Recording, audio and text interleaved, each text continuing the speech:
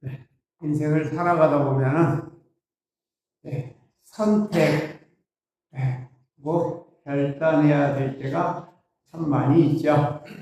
그럴 때 어떤 것을 선택해야 될지.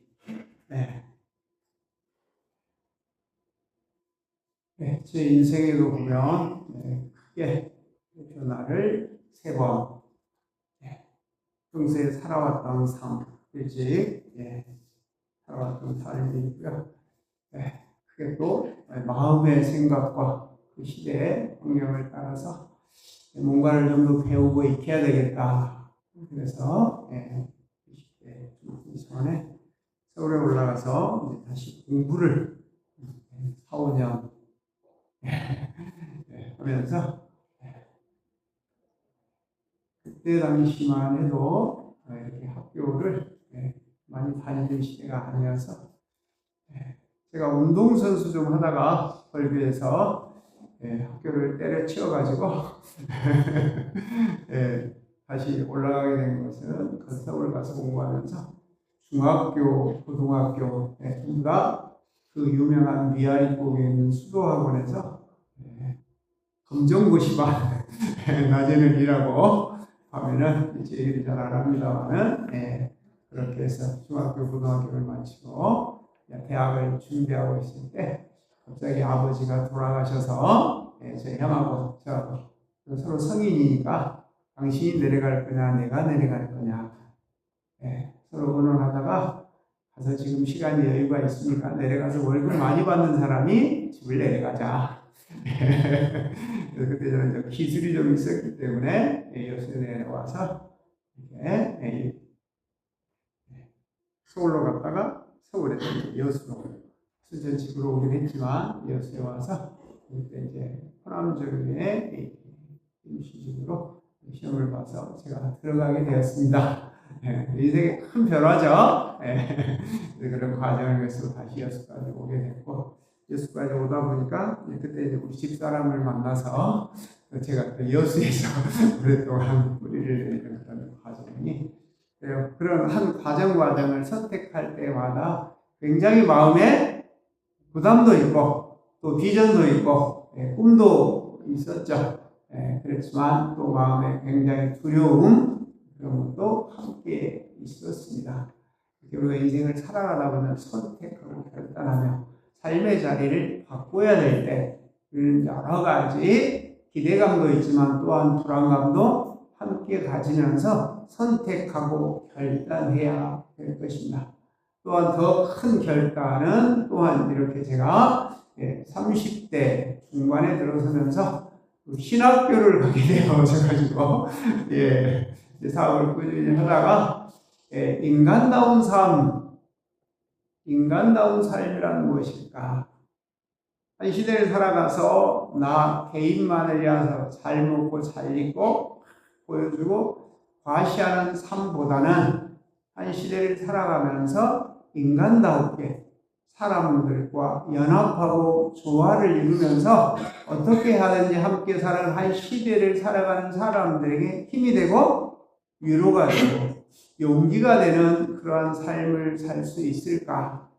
수년을 고민하다가 목사가 그래도 그 일에 살리고 회복하고 힘주고 용기를 줄 수 있는 이런 것들은 목사가 뭐 하나님의 나라를 가고 이런 것보다는 처음에는 신앙생활을 꾸준히 하면서 당신 안에서 이렇게 쓰여진다면 살리고 회복하고 힘주는 내 자신에게도 그래도 못 살았다 그렇게 말하지 않을 수 있도록 선택한 것이 이렇게 지금도 이 자리에 있게 되어지는 그런 과정.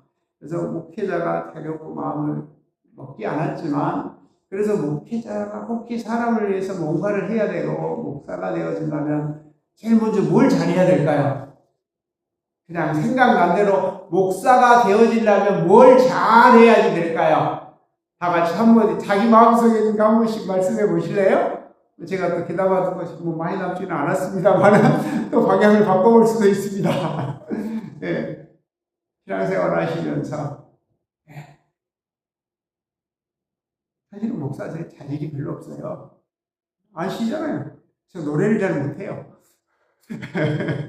나름대로는 하지만 세상적인 기준과 평가와 판단으로 본다면 정말 저 밑에. 그래서 신학교 가면서 꼭 찬양은 학교를 졸업할 때까지 배워야 되겠다. 그래서 졸업할 때까지 제가 음악대학, 우리 성남시학교 음악대학에 따로 있거든요.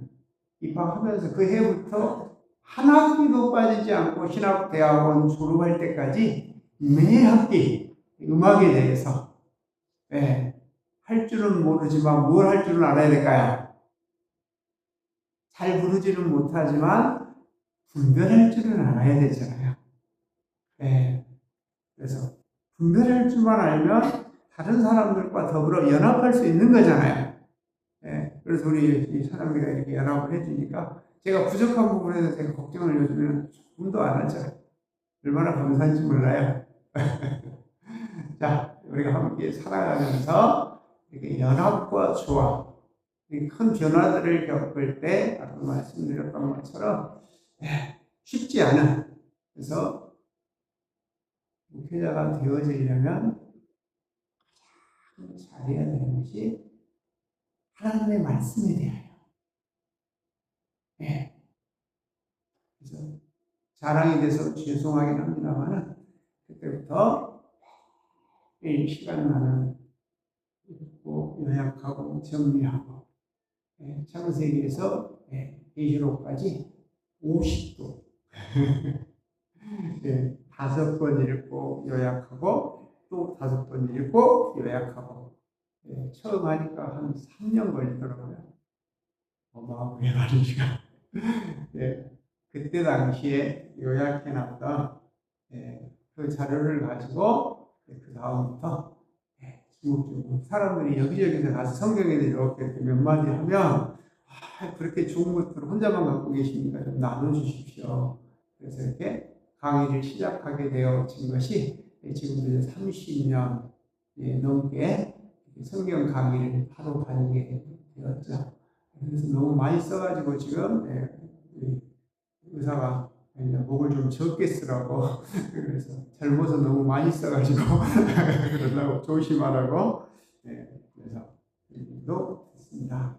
그래서 그렇게 제가 가야 되는 길이 이곳이라면 가장 먼저 창세기에서 계시록까지 한눈에 그래서 그렇게 했더니 창세기 구약과 신약을 강의할 수 있는 기회를 주셔서 수없이 많은 시간 동안 이렇게 신대원 입시생들 강좌를 하게 되어지면서 아침 9시부터 저녁에 5시까지는 구약을 강의하고 저녁 먹고 6시 반부터 밤 11시까지는 신약을 강의하면서 일주일에 1독을 강의를 1독씩 하게 되어지는 그런 은혜를 입게 되었죠. 그래서 그런 과정을 통해서 살아계신 하나님에 대하여 인식하게 되어졌고 그런 과정을 통해서 모든 것을 적고 처음에는 목사를 하려고 하지 않았고요. 말씀을 붙들고 시골에 가서 그림 같은 교회를 하나 지어놓고 저 푸른 초원위에 그림 같은 교회를 하나 지어놓고 먹고 살만하니까 자비량하면서 복음을 증거해야 되겠다.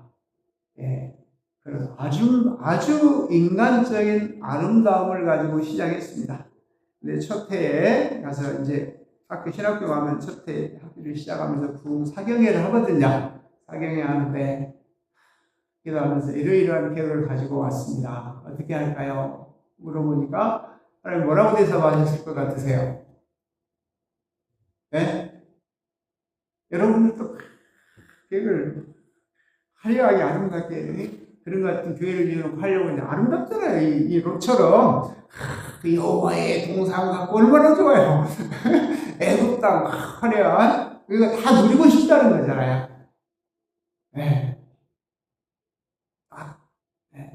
싸우고 이렇게 느껴지는 것이 네가 모든 것을 계획하고 목표와 목적까지 네가 다 정하면 나는 너에게 무엇이냐고 물어보시오.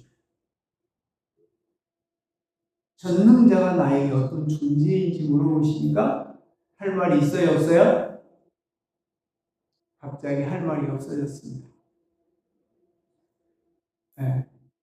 그래서 이 여호와의 동상 갖고 애국 같은 꿈을 접고 이제 그때부터 이제 인도하옵소서 당신의 뜻에 따라서 하겠습니다라고 지금까지 제가 마음으로 생각으로 계획했던 모든 것들을 내려놓고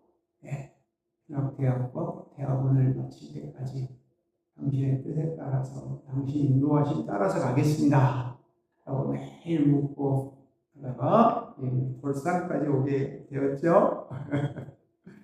사랑하는 여러분, 인생을 살아가다 보면 시기와 분쟁과 다툼이 없을 수가 없잖아요. 그래서 지난주에 말씀드렸던 것처럼 말씀을 따라간다고 하지만 우리에게 가장 먼저 이 우리 안에 경험되어진 지식을 따라갈 것인지 말씀을 전능하신 자를 전능자로 인정하는 따라갈 것인지 우리의 삶에는 두 길이 펼쳐져 있다는 사실을 알게 되어지는 것이죠. 신앙이란 저는 바로 그런 것이라고 생각합니다. 그래서 아브라함이 말씀을 쫓아가기 시작합니다. 그런데 어때요? 지난 시간에도 말씀을 드렸던 것처럼 문화와 환경은 소떼들이나 양떼들은 가장 좋아하는 먹거리가 어디 있는지 가장 잘 알거든요.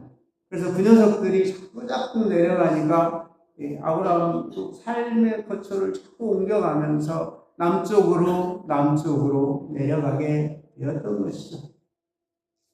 그랬더니 거기서 시련과 고난, 비난을, 멸시를 당하는 안타까움을 겪게 되었습니다. 그래서 여호와께서 전능자가 개입하심으로 인하여 다시 원래 자리로 회복시켜 주시는 언어가 바로 오늘의 말씀이거든요. 그래서 내려갔다가 어려움을 겪었는데 이제 23장에 아브라함이 애굽에서 그의 아내와 그의 모든 소유 롯과 함께 네게부 남방이라는 뜻이에요. 네게부는 아브라함에게 가축과 강을 풍부하였대. 그가 네게부에서부터 길을 떠나 남방으로 갔다가 어디로 올라갔어요? 거기 보니까 베델에 이르며, 베델은 뭐죠? 하나님의 집이라는 뜻이거든요. 그래서 점점 육신의 사고와 개념과 윤리나 도덕과 경험에 비추어 따라갔다가 이제 다시 하나님의 집으로 돌아오게 하셨다. 돌아왔다는 얘기죠. 그래서 이렇게 우리에게 신앙이란 삶을 살아가면서 다시 말씀 따라 살아갈 수 있는 기회가 주어졌다는 뜻이거든요. 많은 시간 허비했죠. 바람도 당하고 멸시도 당했지만 다시 돌아오게 되어지면서 그곳에서부터 처음에 길을 떠나 돌아온 것이 베델이고 베델과 아이 사이고 전에 장막 쳤던 곳에 이르니, 자, 그가 처음으로 제단을 쌓은 곳이다.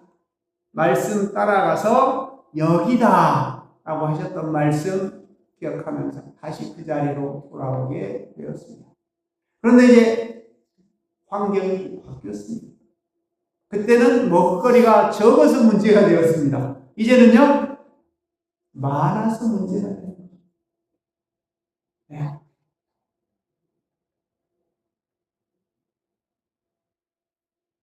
너무 많아졌습니다. 그리고 조카 롯과는 뭐 크게 다투진 않지만 자꾸 그 밑에 있는 목둥들끼리는 다툼이 자꾸 작게 일어나게 되어지는 것을 볼 수 있었단 말입니다. 그럴 때 여러분 같으면 어떻게 하시겠습니까? 예를 들어 우리가 아브라함과 조카 롯과의 사이라고 하면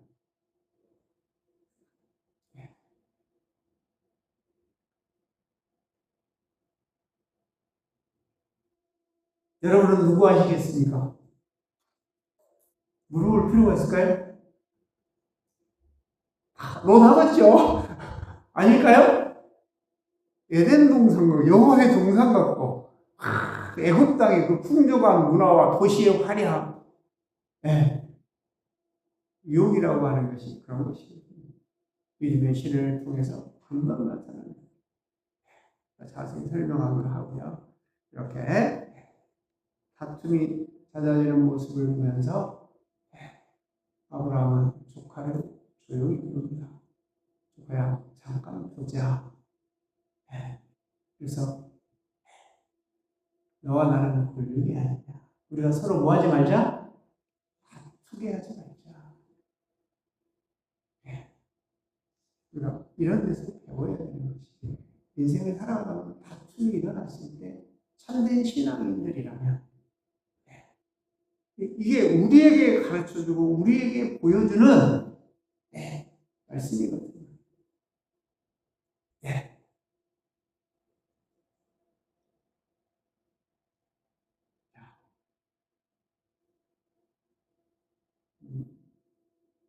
우리가 다툼이 일어나지 않도록 하기 위하여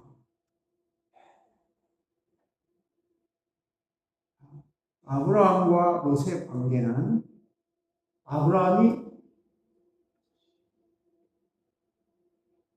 큰아버지 되거든요.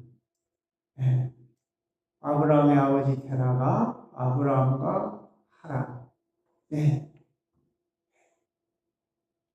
그리고 그런데 생각이 안 나네요. 나홀이구나. 아브라함과 나홀과 하란을 낳았거든요. 그래서 순서가 아브라함과 나홀과 하란이기 때문에 그래서 롯은 하란의 아들이거든요. 그러니까 아브라함의 형제의 아들이죠. 근데 하란이 일찍 죽었어요. 아브라함의 형제가 일찍 죽었단 말이에요. 근데 자식이 있었어요. 그게 바로 조카 롯이었거든요. 그래서 근데 아브라함은 자식이 있어요, 없어요? 없으니까 지금 조카지만 거의 양자잖아요. 아들처럼 갈대아 우르를 떠날 때부터 데리고 와서 이렇게 함께 살아가는데 어린 조카를 데리고 왔지만 이제는 얼마만큼 성장시켰어요? 스스로 독립할 수 있을 만큼 여기서 한 가지 여러분과 함께 살아가는 사람들이 여러분으로 말미암아 풍요롭고 넉넉할 수 있도록 유연하게 함께 합력하고 연합하고 계신지 어때요? 나하고 동등할 만큼 어려운 시기와 과정을 거쳤지만 얼마나 아브라함이 그에 대하여 관심 가지고 배려하고 협력하고 도왔는지 보지 않아도 결과를 보면 알 수 있지 않을까요? 자, 그래서 아브라함이 조카에게 얘기합니다. 다투지 않게 하자. 자, 선택하라. 모든 선택의 기득권을 너에게 준다. 다툼을 멈추게 하는 하나님의 방법 첫 번째가 선택과 결단에 있어서 기득권을 포기하는 것이라고 말하고 싶습니다. 우리는 작은 권력만 내가 너에게 라고 말한다면 아브라함은 조카에게 할 말이 얼마나 많을까요? 너 조그만 갓난아이 때부터 데리고 와서 내가 지금 먹이고 입히고 이만큼 나와 대등한 관계가 되도록 성장시켜 놓은 아브라함의 입장에서 본다면 어때요? 세상적인 윤리나 도덕과 율법으로 계산한다면 가능합니까? 불가능합니까?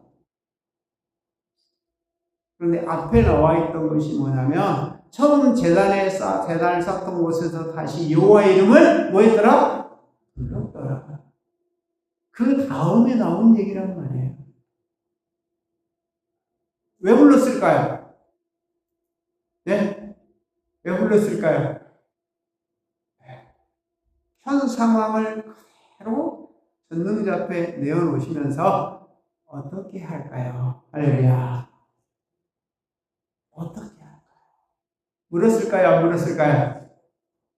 제 생각에는 물었을 거라고. 여호와 이름을 왜 불러? 예배를 드렸다고 하는 얘기지만 지금 삶에 일어난 현장의 문제를 들고 들어가서 어떻게 할까요? 여호와요. 라고 당신의 이름을 불렀습니다. 그래서 당신께서 간접적으로 알려주신 것이 첫째, 기득권을 포기하라고 하는 것이지 않을까요? 우리는 남편으로서, 아내로서, 엄마로서, 아버지로서 어때요? 정말 나이를 먹어가면서 우리가 과시하고 보여주고 아름답고 화려한 것 같지만 지금 보니까 정말 아무것도 아니란 말이에요. 예.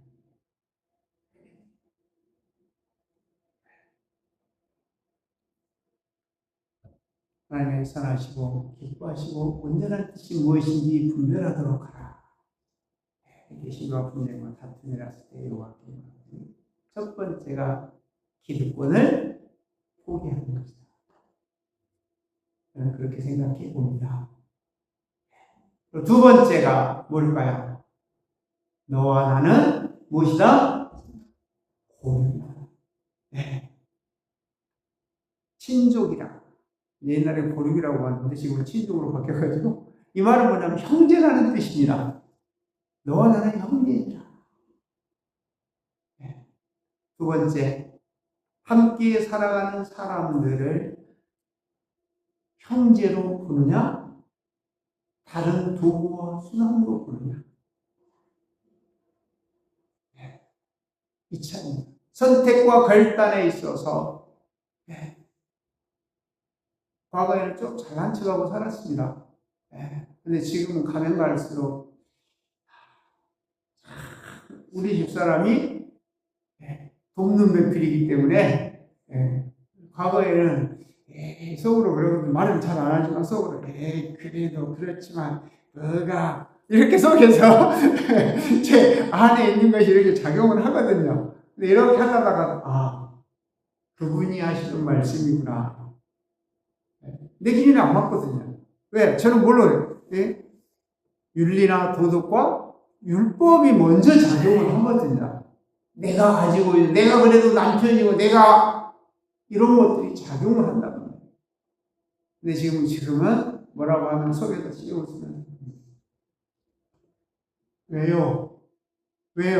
저기 물어봐요. 왜 저렇게 말하는지. 그리고 귀담아 들으려고 합니다. 나의 부족한 부분을 돕도록 옆에.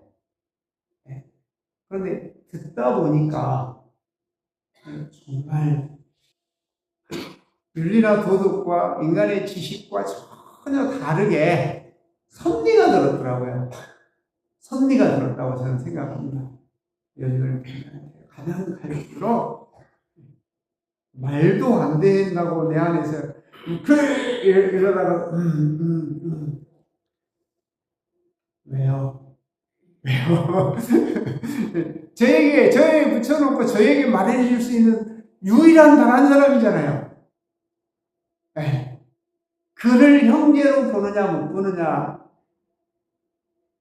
저는 이렇게 묻고 싶습니다. 그걸 형제로 잘 보시되 손잡고 연합하고 나중에 이제 헤브론이라는 것이 이게 하나님의 이름을 부르는 곳에서 헤브론이라고 하는 뜻이 무슨 뜻인지 아시는 분들은 연합하는 곳입니다. 동맹을 맺는 것입니다. 우정을 나누는 곳입니다. 이게 이제 이 두 단어 안에도 하나님의 집에 들어가서 함께 세워준 우리 인생들 가운데 세워준 수많은 사람들과의 관계성 속에서 기득권을 주장하지 않고 두 번째 함께 붙여준 모든 사람들이 하나님이 붙여주신 범죄라. 그럴 때 어때요? 아이들에게도 부모라고 하는 기득권을 내세우기 시작하면 권위주의로 바뀔 수 있는 가능성이 굉장히 많잖아요. 아내에게도 남편이라고 하는. 네. 아이들에게도 엄마라고 하는 권위를 너무 내세워요. 그러나 절대적으로 친구 같은 엄마는 되지 마라. 누가 그랬어요? 네? 싸가지가 없어진다. 정말 사랑하되 엄마로서 사랑하라.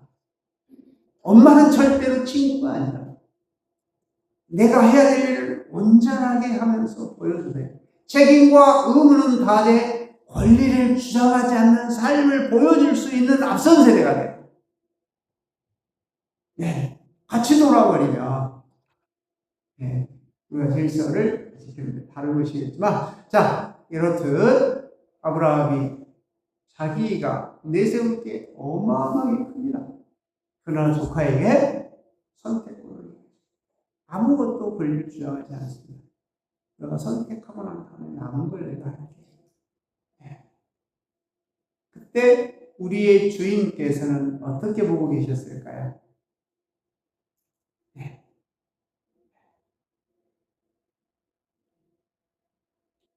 그래서 두 마디로 정리를 해놨죠. 네. 롯의 선택, 아직 멸망하기 전이었기 때문에, 멸망하기 전이라고 곧 무슨 뜻이죠? 멸망의 길로 가고 있습니다. 육신의 생각은 사망이요, 영의 생각은 생명과 평안. 거기다 붙여놨어요. 멸하시기 전이었습니다. 네, 여호와의 동상 같고 애국 땅 같다. 그러면서 그의 삶을 정확하게 정해놨어요. 그가 그 지역의 도시들에 머물며 장막을 옮겨 화려한 소돔까지 이르렀다. 멸망의 길로 한 걸음 한 걸음 나아가는 거죠. 우리가 인생을 살아가면서 끝나면 얼마나 좋겠어요. 그러나 모든 신앙들 안에는 그 행위를 통한 다음에 대가를 지불한다고 합니다. 행한 대로 돌아온다는 사실이 바로 첫 번째 지옥이다라고 수없이 말씀드렸습니다. 심판. 네. 우리가 이 땅에 살아가면서 얼마나 살아요? 그렇게 오래 길게 살지 않습니다. 그래서 살아가는 동안에 우리에게 주어진 어떤 자리에서 기득권을 주장하며, 근데 우리가 어떤 회사에서 무슨 자리에서 어떤 일을 하든지 거기 있을 때는 화려하고 전부인 것 같지만, 저와 여러분은 언젠가는 그 일들에서 손을 놔야 될 때가 금방 오거든요. 그리고 나면 후회를 많이 하시게 되겠죠. 왜 그랬습니까? 조카 롯이 나중에 그런 후회를 하지 않았을까요? 그렇게 배반한 조카이지만 뒤쪽에 넘어가면 어때요? 도시에서 화려하게 살기 때문에 다른 나라들이 그 소돔과 고모라를 점령함으로 인하여 포로가 되어서 끌려가게 되었을 때, 이 아브라함은 지금도 그를 나를 배신하고 간 자라고 우리는 생각하지만 아브라함의 마음에는 항상 그를 품고 살아가거든요. 내 아들, 내 형제, 내 조카, 형제로 끝까지 보거든요. 그래서 그가 포로로 잡혀갔을 때 형제로 지금도 마음에 품고 있기 때문에 배신자, 나쁜 놈, 내가 지한테 얼마나 했는데, 이런 생각을 조금도 안 해요. 그가 성장하고 성숙해서 자립할 수 있고 선택할 수 있도록 허가한 것에 대해서 흐뭇해하셨을 것입니다. 그러나 그런 그의 도시 생활을 통해서 결국은 점령당하고 포로로 잡혀갔을 때 아브라함은 가정에서 길렀던 군사들과 지역 사람들과 연합하며 살았기 때문에 내 조카가 이런 어려움, 내 형제가 이런 어려움을 당했네. 나는 그를 구하러 가야 되겠네. 그럴 때 주변의 사람들이, 족장들이 함께 와서 연합과 조화를 이루고 살아왔기 때문에 당신이 가신다면 우리가 함께 나서서 함께 돕겠습니다. 그래서 가서 조카를 구해오는, 포로돼서 잡혀가는 그와 그의 가족들을 구해오는, 그런 끝까지 그때요. 여호와께 물었더니 나와 이름을 불렀더니 그는 너의 뭐라고요? 네, 친족이라, 골족이라, 형제라고 말씀하셨기 때문에 그는 그 마음을 주신 그것을 끝까지 품고 그것을 하나님의 말씀을 내게 주신 선택의 방법으로 택하면서 살아오지 않았을까 생각해 봅니다. 사랑하는 교우 여러분, 이렇게 조카는 인간적인 선택은 결국은 우리의 삶의 마지막이 소돔과 고모라처럼 아직은 멸망하지 않았다는 것입니다. 그러나 우리의 삶이 끝났을 때 이거에 대해서 심판하십니다. 결과에 대해서 너가 행한 지금 그대로 이 땅에서 살아갔을 때 살아온 형태에 대해서 다시 돌려받는다고 하는 이야기를 하고 있는 거죠. 선택하라. 그러나 여호와의 이름을 부름으로 인하여 모든 관계성을 형제로 보며 그들을 아프게 하고 어렵게 하고 힘들게 하지 않고 어때요? 끝까지 나와 함께하는 것, 나를 만난 것이 당신에게 힘이 되고 위로가 되고 용기가 되기를 원하는 형제를 가지고 살아가는 사람들이라면 모든 것을 잃어버린 것 같고 손해본 것 같지만 그때의 당신은 이미 예비해놓고 기다린다는 사실. 뒤쪽에 보니까 14절에 보면 롯이 아브라함을 떠난 후에 여호와께서 아브라함에게 이르시되, 지금까지 불러도 안 나타나요. 근데 그의 이름을 부르면서 느껴졌던 거죠. 형제로 보라. 기득권을 주장하지 말고 형제로 보라. 근데 뭘 실행했어요? 말씀대로 실행에 옮겼어요. 그래서 눈에 보이는 건 다 잃어버리고, 에덴 동산 같은 그 남쪽 풍부한 물과 이 많은 것들을 다 차지해버렸기 때문에 아무것도 없는 것 같은 그에게 여호와께서 이미 준비해놓고 계시다는 것이죠. 공손한 눈으로 바라보라. 정과 행으로 걸어보라. 그래서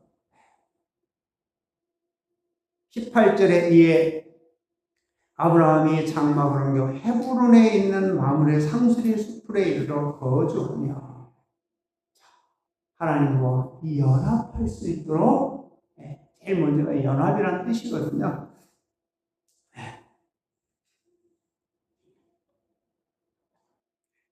연합이요, 아름다운 동맹이요, 아름다운 우정의 관계가 있는 곳에서 당신이 이제 그렇게 아브라함을 봐주는 거잖아요.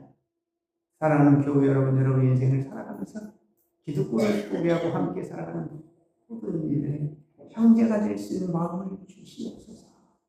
꿈꿔 살아갑니다.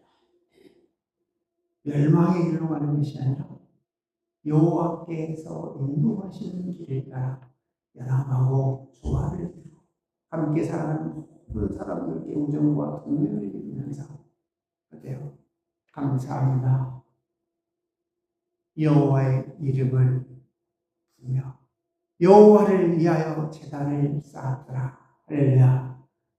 여기까지, 지금까지 인도하신 여호와여, 함께해 주신 것 감사합니다. 당신의 이끄심과 인도하심에 감사합니다.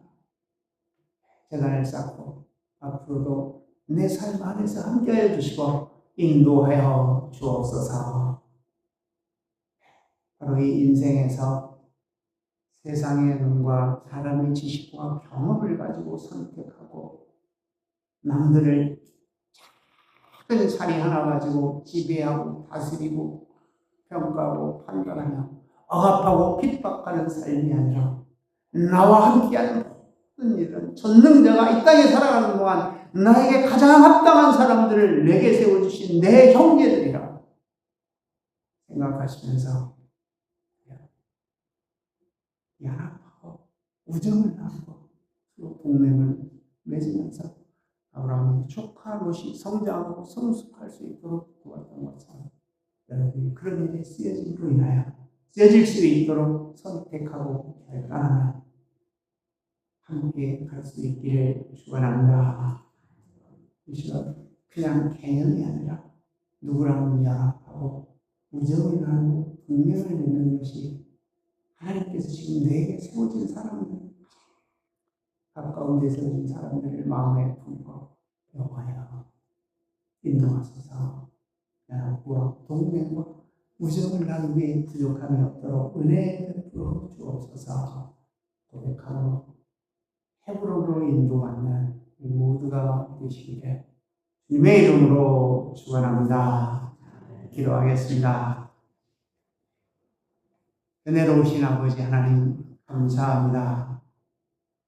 작은 기득권을 가지고 우기고 아버지 하나님 억압하고 핍박하는 어리석은 인생에서 벗어나 지금 현재 세워진 각각의 사람들이 하나님께서 내게 붙여주신 가장 귀하고 소중한 형제인 깨달아 형제로 바라보면서 항상 지식과 경과 윤리와 도덕에서 한 걸음 물러나고 하나님의 사랑받음으로 살아갈 수 있는 우리 모두 되게 하여 주옵소서. 예수님의 이름 기도하옵나이다.